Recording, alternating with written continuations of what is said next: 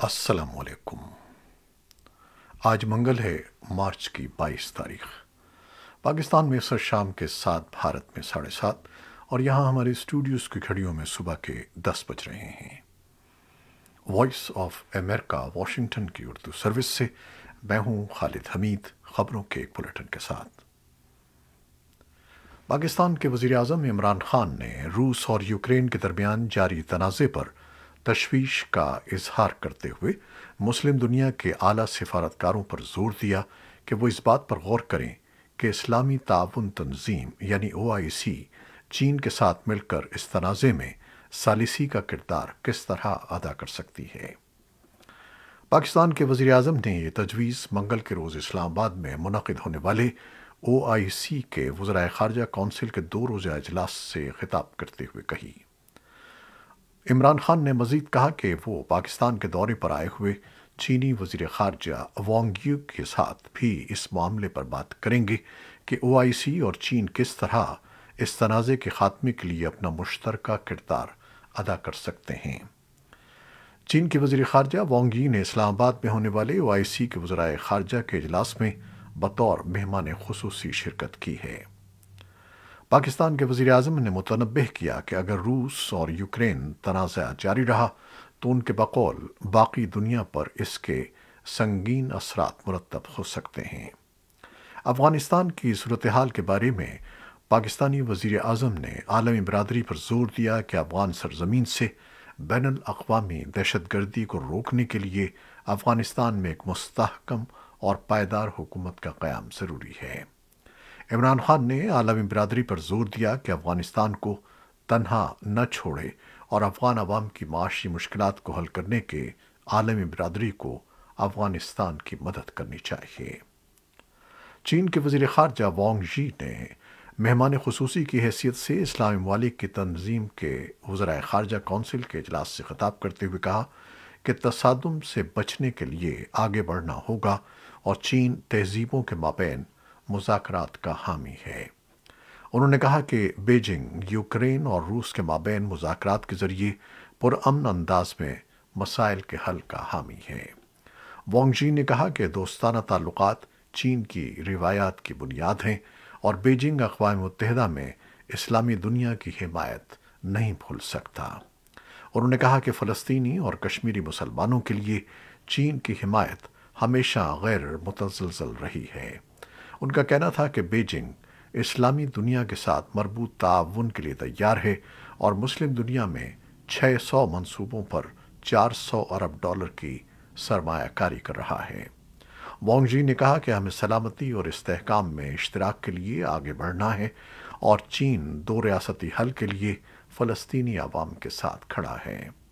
ان کا کہنا تھا کہ چین افغانستان میں امن، ترقی اور تعمیر نو کی ہر ممکن مدد اور تعاون کے لیے ساتھ ہے۔ یاد رہے کہ OIC کے وزرائے خارجہ کونسل کے اسلام آباد میں منعقدہ اجلاس میں چین کے وزیر خارجہ وانگ یی بطور مہمان خصوصی شریک ہوئے ہیں۔ یہ پہلا موقع ہے کہ کوئی چینی وزیر خارجہ OIC وزرائے خارجہ کونسل کے اجلاس میں شریک ہوا ہے۔ اپنے خطاب سے قبل OIC اجلاس میں شرکت کے لیے پارلیمنٹ ہاؤس پہنچنے پر چینی وزیر خارجہ وانگ یی نے صحافیوں سے غیر رسمی گفتگو میں کہا کہ وہ متعدد بار پاکستان کا دورہ کر چکے ہیں، البتہ پہلی بار OIC میں شریک ہو کر بہت خوشی ہو رہی ہے۔ پاکستان آج OIC کی وزرائے خارجہ کونسل CFM کے 48ویں اجلاس کی میزبانی کر رہا ہے۔ اجلاس میں فلسطین، کشمیر، افغانستان، شام اور دیگر جگہوں کے مسائل کے ساتھ ساتھ اسلاموفوبیا جیسے چیلنجز پر تبادلہ خیال کیا جا رہا ہے۔ اسلام آباد میں OIC کے وزرائے خارجہ کونسل کے اجلاس میں طالبان حکومت کی نمائندگی طالبان کے وزیر خارجہ امیر خان متقی کے بجائے طالبان کی وزارت خارجہ کے ایک اہلکار محمد اکبر عظیمی کر رہے ہیں۔ امریکی انڈر سیکریٹری عذرا ضیاء بھی کانفرنس میں شرکت کے لیے اسلام آباد پہنچ گئی ہیں۔ امریکہ کے صدر جو بائیڈن نے انتباہ کیا ہے کہ روس کی جانب سے کیف میں حیاتیاتی اور کیمیائی ہتھیاروں کی موجودگی کے جھوٹے دعوے یہ نشاندہی کرتے ہیں کہ روسی صدر ولادیمیر پوٹن ممکنہ طور پر ایسے ہتھیار استعمال کرنے کا ارادہ رکھتے ہیں۔ صدر بائیڈن نے یہ تبصرہ پیر کے روز کاروبار سے متعلق ایک کانفرنس کے دوران کیا۔ دوسری جانب پیر کے روز روس کی وزارت خارجہ نے کہا کہ اس نے امریکہ کے سفیر جان سلیون کو طلب کر کے بتایا کہ صدر ولادیمیر پوٹن کے متعلق صدر جو بائیڈن کے تبصرے ناقابل قبول ہیں، جس کا بظاہر اشارہ صدر بائیڈن کے اس بیان کی طرف تھا جس میں انہوں نے روسی رہنما کو جنگی مجرم قرار دیا تھا۔ امریکہ کے محکمہ دفاع پینٹاگن نے الزام عائد کیا ہے کہ روسی افواج یوکرین میں جنگی جرائم کی مرتکب ہو رہی ہیں۔ پینٹاگن کے پریس سیکریٹری جان کربی نے وائس آف امریکہ کے پوچھے گئے سوال پر کہا کہ ہم واضح شواہد دیکھ رہے ہیں کہ روسی افواج یوکرین میں جنگی جرائم کر رہی ہیں اور اس ضمن میں ہم شواہد اکٹھے کرنے میں مدد کر رہے ہیں۔ جان کربی نے الزام عائد کیا کہ روسی افواج بلا امتیاز شہریوں کو نشانہ بنا رہی ہیں اور بعض کیسز میں جان بوجھ کر شہریوں کو ہدف بنایا جا رہا ہے۔ انہوں نے کہا کہ امریکہ یوکرین میں جنگی جرائم سے متعلق جاری تحقیقات کا انتظار کرے گا اور روس کے جنگی جرائم کی تحقیقات میں تعاون بھی کرے گا۔ اقوام متحدہ کے انسانی حقوق کے ادارے OHCHR نے کہا ہے کہ یوکرین پر روس کے حملے کے بعد سے سینکڑوں عام شہری ہلاک اور زخمی ہو چکے ہیں۔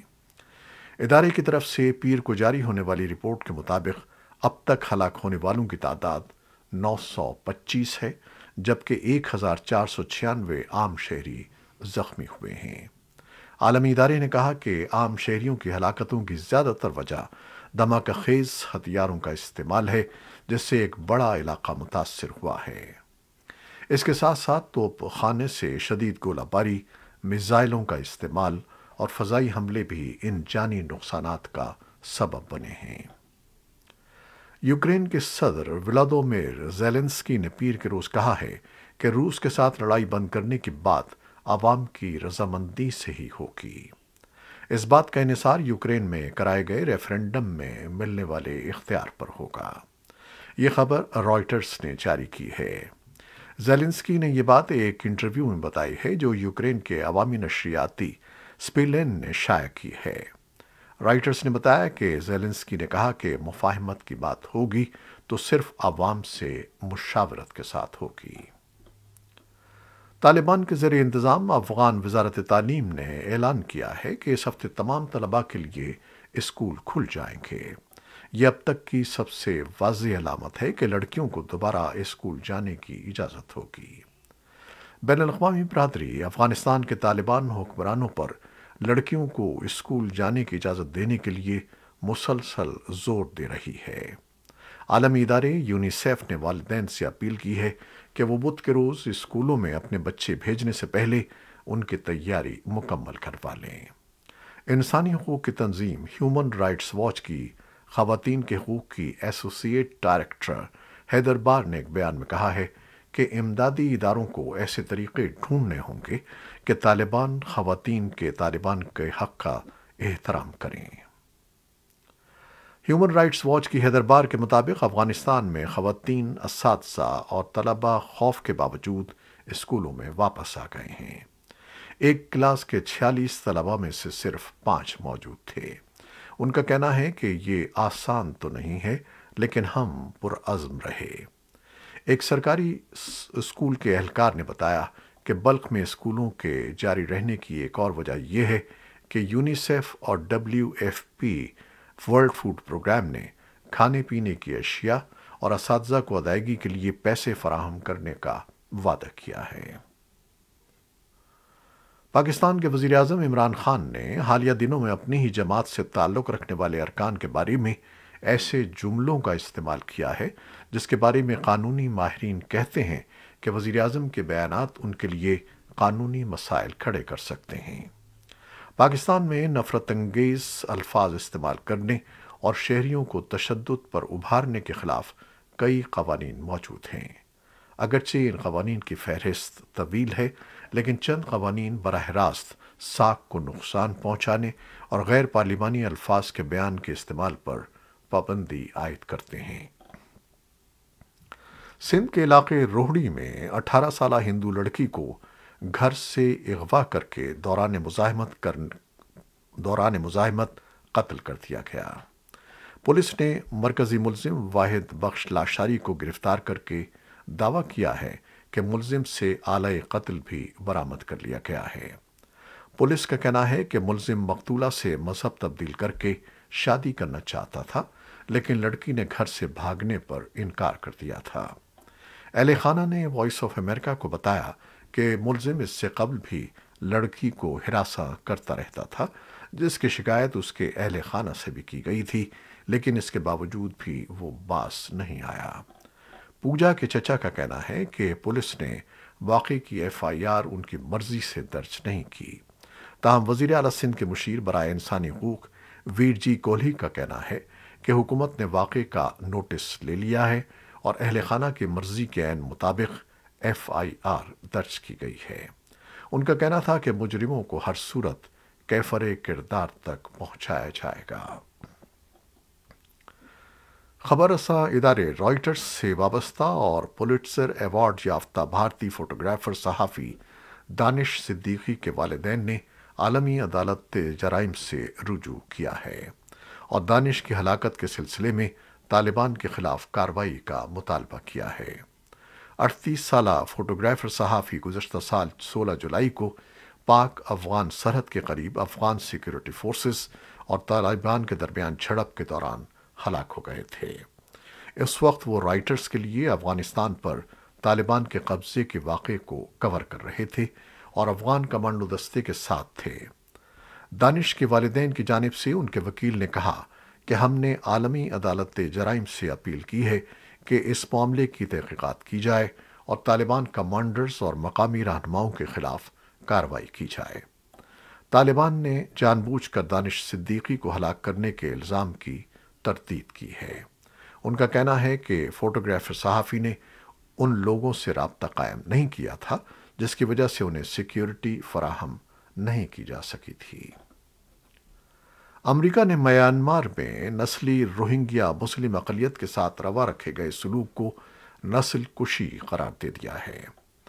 امریکی وزیر خارجہ اینٹنی بلنکن نے پیر کو واشنگٹن میں U S holocaust memorial museum میں کہا کہ ہولوکاسٹ کے بعد سے صرف 6 بار امریکہ نے یہ نتیجہ اخذ کیا ہے کہ نسل کشی کی گئی تھی، اور آج 7ویں بار ہے جب میں نے یہ بیان دیا کہ برمی فوج کے ارکان نے سن 2016 اور 17 میں روہنگیا کے خلاف نسل کشی اور انسانیت کے خلاف جرائم کا ارتکاب کیا۔